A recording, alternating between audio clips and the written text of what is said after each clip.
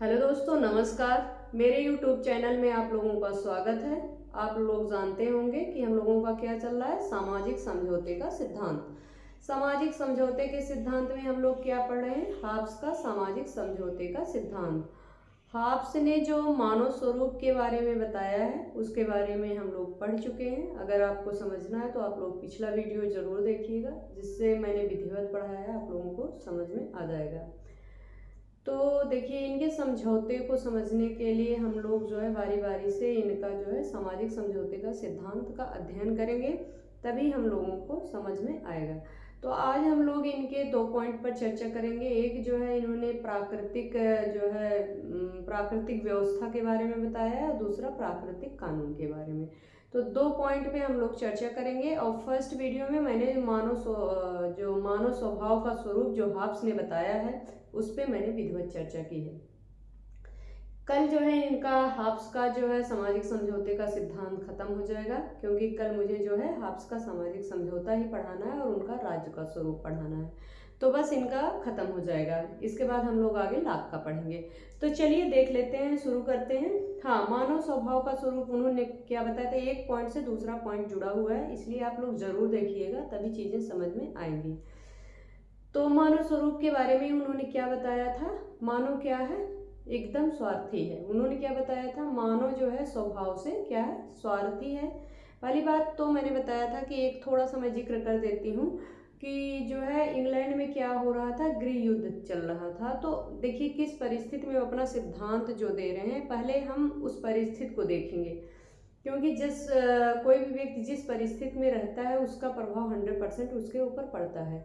तो हाब्स जो अपना सिद्धांत दे रहे थे, उस समय क्या चल रहा था, इंग्लैंड में गृह युद्ध चल रहा था। राजतंत्र शासन व्यवस्था थी और जो है कुछ लोग राजतंत्र का विरोध कर रहे थे, कुछ लोग राजतंत्र के समर्थन में थे। सामंत वर्ग व्यापारी वर्ग में भी क्या था, लफड़ा ही चल रहा था, क्योंकि सामंत वर्ग और व्यापारी वर्ग एक दूसरे की जो है वर्चस्व में होड़ पर लगे हुए थे। वो उनके ऊपर वर्चस्व स्थापित करना चाहते थे और जो है सामंत वर्ग व्यापारी वर्ग पे स्थापित करना चाहता था। इसलिए वहाँ की स्थिति क्या थी, डवाडोल थी। उसका प्रभाव किसके ऊपर पड़ा, हाब्स के ऊपर पड़ा। जब जो है हाब्स अपना सामाजिक समझौते का सिद्धांत उनके दिमाग में चल रहा था, या जो उनके दिमाग में बीजारोपण हो रहा था हाब्स के जो सामाजिक समझौते का सिद्धांत, तो जो है उस समय की स्थिति बिल्कुल इंग्लैंड की डवाडोल थी और उनके ऊपर जो है उसका विधिवत प्रभाव पड़ा। इसलिए हाब्स ने जो है मानव स्वभाव का एकांगी वर्णन किया है। मानव ने क्या, आदमी को क्या बोला कि एक व्यक्ति जो है भावना प्रधान व्यक्ति है। विवेक का उन्होंने कोई जो है स्थान ही नहीं दिया कि मनुष्य अपने विवेक से निर्णय लेता है। उन्होंने बस आदमी को जो है, एक मनुष्य को क्या बोल दिया कि भावना प्रधान व्यक्ति है, एक संवेदनशील व्यक्ति है, एक भावना प्रधान व्यक्ति है। उनके अंदर माइंड का कोई रोल ही नहीं है। एक स्वार्थी है, पिचास है, पतित है, झगड़ालू है। उन्होंने मानव को बिल्कुल एकदम जो है मानव का एकांगी पक्ष का वर्णन किया है। तो चलिए हम लोग अपना वो सिद्धांत देखते हैं, प्राकृतिक कानून जो इन्होंने बताया है। प्राकृतिक अवस्था में आप लोग मानव स्वभाव के बारे में मैंने विधिवत पढ़ाई है, एक एक चीज पढ़ाई है, आप लोग जरूर पढ़िएगा। तो चलिए स्टार्ट करते हैं, इनका देखते हैं क्या, प्राकृतिक अवस्था। हाब्स की प्राकृतिक अवस्था। हाब्स ने प्राकृतिक अवस्था के बारे में क्या बताया कि प्राकृतिक अवस्था में जो मनुष्य थे वो कैसे थे। यहाँ इन्होंने बताया कि हाब्स ने राज्य की उत्पत्ति की पूर्व की अवस्था, राज्य की उत्पत्ति के पूर्व की अवस्था को जो है हाब्स ने क्या कहा, प्राकृतिक अवस्था। किसे कहा, अगर प्राकृतिक अवस्था पूछा गया हाब्स के अनुसार, हाब्स का प्राकृतिक अवस्था क्या है, तो आंसर क्या होगा, राज्य की उत्पत्ति के पहले, क्या है, राज्य की उत्पत्ति के पहले या पूर्व की अवस्था को क्या कहते हैं, प्राकृतिक अवस्था कहते हैं। राज्य की उत्पत्ति के पूर्व की अवस्था को हाब्स ने क्या कहा, प्राकृतिक अवस्था कहा। आप लोग समझ गए होंगे। हाब्स का प्राकृतिक अवस्था जो इन्होंने बताया, उन्होंने कहा, एक लाइन में आप लोग समझ लीजिए, इन्होंने कहा कि राज्य की उत्पत्ति के पूर्व की अवस्था को हाब्स ने जो है प्राकृतिक अवस्था कहा। क्वेश्चन पूछा जाता है, ध्यान दीजिएगा। राज्य की उत्पत्ति के पूर्व की अवस्था को प्राकृतिक अवस्था कहते हैं। आप लोग समझ गए होंगे। हाब्स ने जो प्राकृतिक अवस्था का चित्रण किया, उन्होंने कहा कि, या जो व्याख्या की हाब्स ने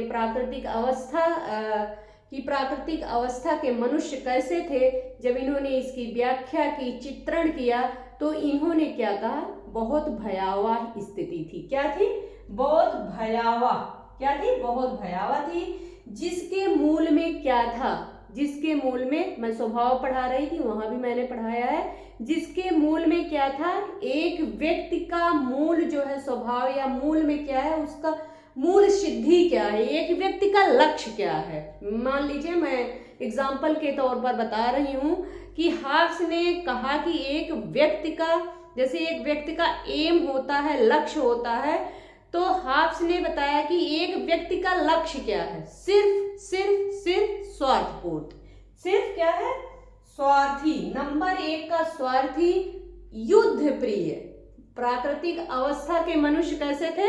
बिल्कुल एकदम स्वार्थी, युद्ध प्रिय, निर्मम, एकांकी, पतित, झगड़ालू, पाशविक। इन्होंने इतने शब्दों से उनको संबोधित किया। आप लोग समझिए कि जो है हाब्स ने जो प्राकृतिक अवस्था के मनुष्यों को क्या बोला, बिल्कुल ये स्वार्थी थे, युद्ध प्रिय थे, झगड़ालू थे, पतित थे, पाशविक थे।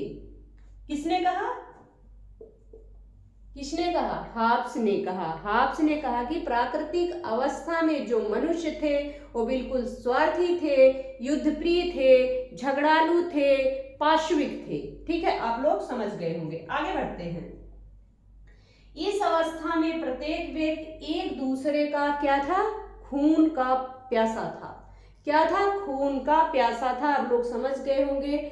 बस क्या था? अपनी स्वार्थ की पूर्ति। अपनी स्वार्थ की पूर्ति मतलब जो उनकी आवश्यकता या इच्छा होती थी वो उसको प्राप्त करने के लिए दूसरे की भी हत्या कर सकते थे। मतलब इस अवस्था के मनुष्य क्या थे? एक दूसरे के खून के प्यासे थे।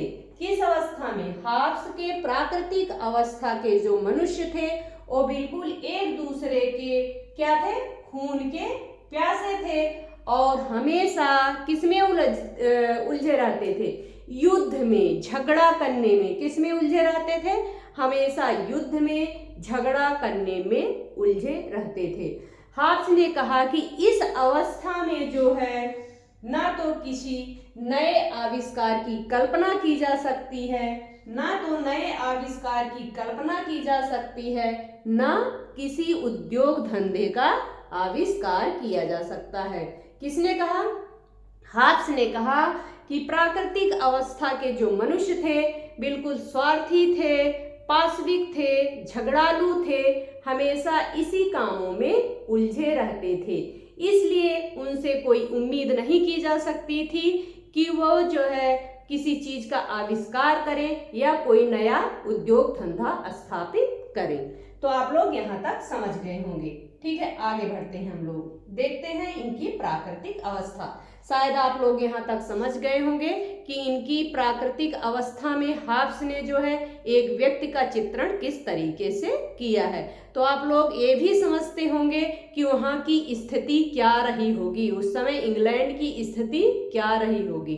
ठीक है, आगे बढ़ते हैं। हम लोग देखते हैं। नंबर पहला है, इस अवस्था में जो है क्या था? नैतिकता का अभाव था।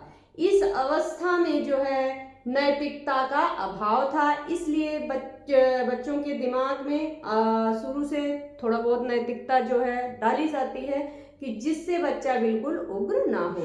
तो क्या है, इस समय क्या हुआ था? नैतिकता का अभाव था। इस अवस्था में जो है क्या था? नैतिकता का अभाव था। दूसरा क्या था? सही और गलत के बीच कोई भेद नहीं था।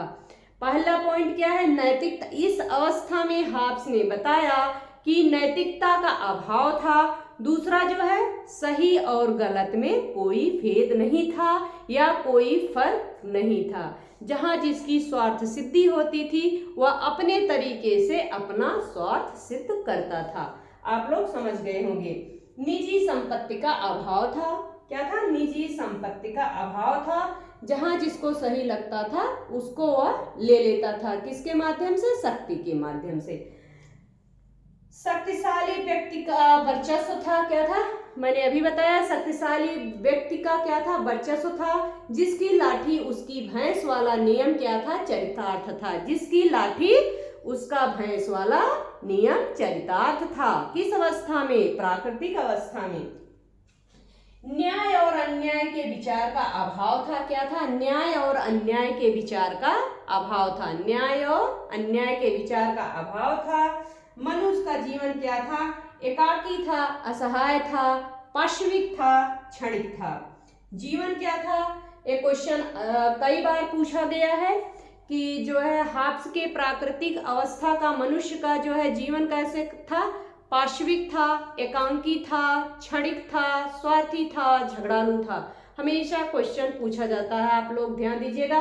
पहला पॉइंट हमने क्या बताया? नैतिकता का अभाव था। दूसरा जो क्या बताया? भेद और गलत और सही में फर्क नहीं था या भेद करने की क्षमता नहीं थी। गलत और सही में जो है क्या था? कोई भेद नहीं था।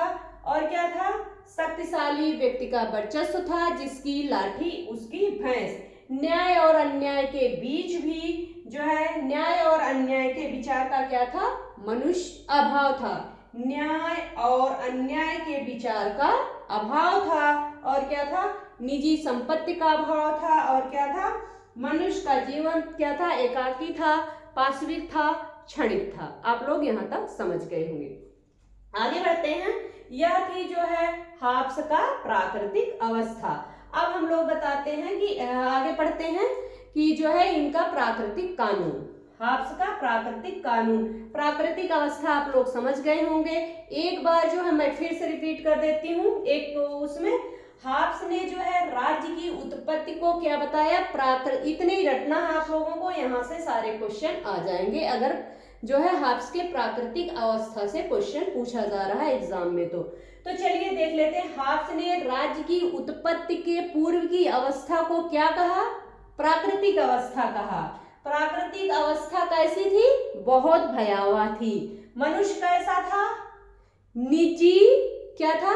मनुष्य का जो है जिसके मूल में क्या था? मनुष्य बिल्कुल क्या था? स्वार्थी था, युद्धप्रिय था, झगड़ालू था, पाशविक था, पतित था, एकाकी था, क्षणभंगुर जीवन था। समझ गए आप लोग? आगे बढ़ते हैं। इस अवस्था में प्रत्येक व्यक्ति एक दूसरे का क्या था? खून का प्यासा था। प्रत्येक व्यक्ति एक दूसरे का खून का प्यासा था और हमेशा युद्ध में उलझा रहता था। इस अवस्था में ना तो किसी नए आविष्कार की कल्पना की जा सकती है थी और ना नए उद्योग धंधों का विकास और ना ही सभ्यता और संस्कृति की प्रगति की जा सकती थी। आप लोग समझ गए होंगे। आगे देखते हैं। इस अवस्था में नैतिकता का अभाव था। सही और गलत के बीच कोई भेदभाव नहीं था।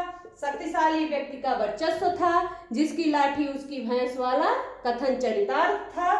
न्याय और अन्याय के विचार का अभाव था। निजी संपत्ति का अभाव था। मनुष्य का जीवन जो है एकाकी, असहाय, पाशविक, क्षणिक और पतित था। आप लोग यहाँ तक समझ गए होंगे। कुत्सित भी था। देखते हैं इनका प्राकृतिक कानून। प्राकृतिक कानून किसका? हाब्स का प्राकृतिक कानून। आगे हम लोग बढ़ते हैं। हाब्स ने जो है प्राकृतिक अवस्था में मनुष्य के प्राकृतिक अधिकारों की रक्षा के लिए प्राकृतिक कानूनों का वर्णन किया। किसके लिए हाब्स ने जो है प्राकृतिक कानून का वर्णन किया? प्राकृतिक अधिकारों की रक्षा के लिए। ध्यान दीजिएगा, प्राकृतिक अधिकारों की रक्षा के लिए हाब्स ने प्राकृतिक कानूनों का वर्णन किया या व्याख्या किया या चित्रण किया। क्या? हाब्स ने जो है प्राकृतिक अवस्था में मनुष्य के अधिकारों की रक्षा के लिए प्राकृतिक कानूनों का वर्णन किया। किसने वर्णन किया? हाब्स ने वर्णन किया प्राकृतिक कानूनों का। मनुष्य के प्राकृतिक अधिकारों की रक्षा के लिए। आप लोग समझ गए होंगे। आगे देखते हैं, प्राकृतिक कानूनों का पालन कर। जब आप प्राकृतिक कानूनों का पालन करेंगे तब जो है आपके प्राकृतिक अधिकारों का आप उपभोग कर सकते हैं। हार्स ने कहा कि प्राकृतिक कानूनों का पालन कर प्राकृतिक अधिकारों का उपभोग करने के लिए आप उपभोग कर सकता है। कौन उपभोग कर सकता है? मनुष्य उपभोग कर सकता है। कैसे? प्राकृतिक कानूनों का पालन कर प्राकृतिक अधिकारों का उपभोग कर सकता था। आगे बढ़ते हैं। सभी को क्या था? समान प्राकृतिक अधिकार उपलब्ध थे। क्या था? सभी को समान प्राकृतिक अधिकार उपलब्ध थे। अगर आप भी सोचिए, किसी घर में आप रह रहे हैं, एग्जाम्पल के तौर पर समझिएगा, आप किसी घर में हो और सबको एक समान अधिकार दे दिया जाए। क्या? सबको एक समान अधिकार दे दिया जाए तो वहां क्या होगा? वहां लड़ाई होगी। क्या होगा? सबके जो अधिकार होते हैं वह भिन्न भिन्न होता है। अगर आप अपने अधिकार और कर्तव्य, क्या होता है, सबके अलग अलग होते हैं। लेकिन प्राकृतिक अवस्था में क्या था? प्राकृतिक अवस्था में सबको जो है समान अधिकार दे दिया गया था। क्या दे दिया गया था? समान अधिकार दे दिया गया था और कोई बाध्यकारी कानून नहीं था। अगर समान अधिकार है तो क्या होना चाहिए? कानून जो है थोड़ा बहुत टफ होना चाहिए। क्या? टाइट कानून होना चाहिए या बाध्यकारी कानून होना चाहिए, जिससे जो है सबके अधिकारों की रक्षा की जा सके। तो प्राकृतिक अवस्था में यही कमी थी कि सभी को क्या दे दिया गया था? हार्स के अकॉर्डिंग सभी को समान प्राकृतिक अधिकार दे दिए गए थे, जिससे जीवन क्या हो गया था? असुरक्षित हो गया था। जिससे मनुष्यों का जीवन क्या हो गया था? असुरक्षित हो गया था। जीवन की सुरक्षा के लिए ध्यान दीजिएगा। अब आप लोग धीरे धीरे हम लोग समझौते पर बढ़ रहे हैं। जीवन की सुरक्षा के लिए लोगों ने विवेक द्वारा कुछ नियम बना लिए थे। जीवन की, ध्यान दीजिएगा, किसकी? जीवन की सुरक्षा। ये पॉइंट मोस्ट इंपॉर्टेंट है। जीवन की सुरक्षा। जीवन के सुरक्षा के लिए लोगों ने विवेक द्वारा, किसके द्वारा? पहली बार आपको विवेक मिला होगा। विवेक द्वारा, विवेक द्वारा क्या हो गया था? कुछ नियम बना लिए थे। क्या? कुछ नियम बना लिए थे जो एक तरह से क्या होते थे? कानून होते थे। जो एक तरह से क्या होते थे? कानून होते थे। किसने कहा? हार्स ने कहा कि जीवन की सुरक्षा के लिए लोगों ने विवेक द्वारा कुछ कानून बना लिए थे, कुछ नियम बना लिए थे। क्या बना लिए थे? कुछ नियम बना लिए थे जो एक तरह से कानून ही थे। आप लोग यहां तक समझ गए होंगे। आगे बढ़ते हैं। इन नियमों का पालन करके मनुष्य जो है अराजकपूर्ण जो है प्राकृतिक अवस्था से भी सुखपूर्वक रह सकते थे। हार्स ने कहा कि अगर मनुष्य जो है, जो नियम बनाए गए थे, उनका नियम जो है पालन करते थे तो उस जो है अराजकपूर्ण अवस्था से वो बच सकते थे और अपना जीवन जो है सुखपूर्वक व्यतीत कर सकते थे। किंतु इन कानूनों का पालन करना, परंतु ध्यान दीजिएगा आप लोग, इन कानूनों का पालन करवाने वाली कोई बाध्यकारी शक्ति नहीं थी। क्या थी? प्राकृतिक अवस्था में इन कानूनों का पालन करवाने वाली कोई बाध्यकारी शक्ति नहीं थी। क्या नहीं थी? कोई बाध्यकारी शक्ति नहीं थी। क्या था? संप्रभु शक्ति का अभाव था। आज आप लोग देखते होंगे राज्य के जो 4 तत्व हैं, कौन कौन से? जनसंख्या, सरकार और कौन सा है? संप्रभुता। संप्रभुता क्या है? पहला है जनसंख्या, भूभाग, सरकार, संप्रभुता। ठीक है, तो यहाँ का क्या था? शक्ति संप्रभुता का अभाव था। संप्रभु शक्ति का अभाव था। क्या था? संप्रभु शक्ति का अभाव था। इन कानूनों का पालन, ध्यान दीजिएगा, इन कानूनों का पालन मनुष्य की क्या थी? स्वतंत्र इच्छा पर निर्भर थी। जब मनुष्य बिल्कुल स्वतंत्र हो जाता है, स्वतंत्र में स्वच्छंद, यहाँ क्या स्थिति चल रही थी? स्वच्छंद स्थिति चल रही थी, मतलब उसके लिए कोई नियम रूल नहीं था। क्या था? अगर आप कुछ बोलते या करते तो क्या होता? शक्तिशाली जिसकी लाठी उसकी भैंस वाला नियम चरितार्थ था, मतलब एक दूसरे को धुन दो। तो यही नियम चरितार्थ था। क्या था? बाध्यकारी कोई संप्रभु शक्ति का अभाव था। किस अवस्था में? किसने कहा? हाब्स ने कहा कि प्राकृतिक अवस्था में संप्रभु शक्ति का अभाव था, इसलिए जो है वहां की प्राकृतिक अवस्था इतनी भयावह थी। आप लोग समझ गए होंगे। आगे बढ़ते हैं। इन कानूनों का पालन करना मनुष्य की स्वतंत्र की इच्छा पर निर्भर करता था। मनुष्य की स्वतंत्र इच्छा पर निर्भर करता था, कोई बाध्यकारी कानून नहीं था। इन्होंने जो है कितने प्राकृतिक कानून बताए? 19 प्राकृतिक कानूनों का इन्होंने चित्रण किया या व्याख्या की या वर्णन किया। किसने? हाब्स ने जो है 19 प्राकृतिक कानून बताए। कितने प्राकृतिक कानून हाब्स ने बताए हैं? 19 प्राकृतिक कानून हाब्स ने बताए हैं। इसमें 3 मुख्य है, जो तीनों सिद्धांतों जो इनके कानून हैं उसको हम लोग देख लेते हैं। पहला कौन सा है? प्रत्येक व्यक्ति को क्या करना चाहिए? शांति स्थापित करने का प्रयास करना चाहिए। पहला मुख्य कानून कौन सा है? प्रत्येक कितने कानून इन्होंने बताए? 19। मुख्य कितने हैं? 3। पहला क्या है? प्रत्येक मनुष्य को क्या करना चाहिए? शांति स्थापित करने का प्रयास करना चाहिए। दूसरा इन्होंने क्या बताया? सभी व्यक्ति शांति स्थापना तथा व्यक्तिगत सुरक्षा की दृष्टि से सभी अपने अधिकारों का क्या करना चाहिए? परित्याग के लिए तैयार रहना चाहिए। अपने सभी प्राकृतिक या व्यक्तिगत जो है अधिकारों का परित्याग करने के लिए तैयार रहना चाहिए। तीसरा देख लेते हैं। सभी व्यक्ति को अपने वचन का पालन करना चाहिए। आपने जो कहा है उसका जो है आप पालन करें। प्रत्येक व्यक्ति को अपने वचन का पालन करना चाहिए। इन्होंने लास्ट में कहा कि इनका मोस्ट, अगर हम लोग कानून का निष्कर्ष देखें तो इन्होंने यही कहा कि दूसरों के साथ जो है तुम वैसा मत करो, दूसरों के साथ तुम वैसा ही व्यवहार करो, दूसरों के साथ तुम वैसा ही व्यवहार करो जैसा अपने लिए तुम चाहते हो, जैसा तुम अपने लिए चाहते हो। दूसरों के साथ तुम वैसा ही व्यवहार करो जैसा अपने लिए चाहते हो। किसने कहा? हाब्स ने कहा।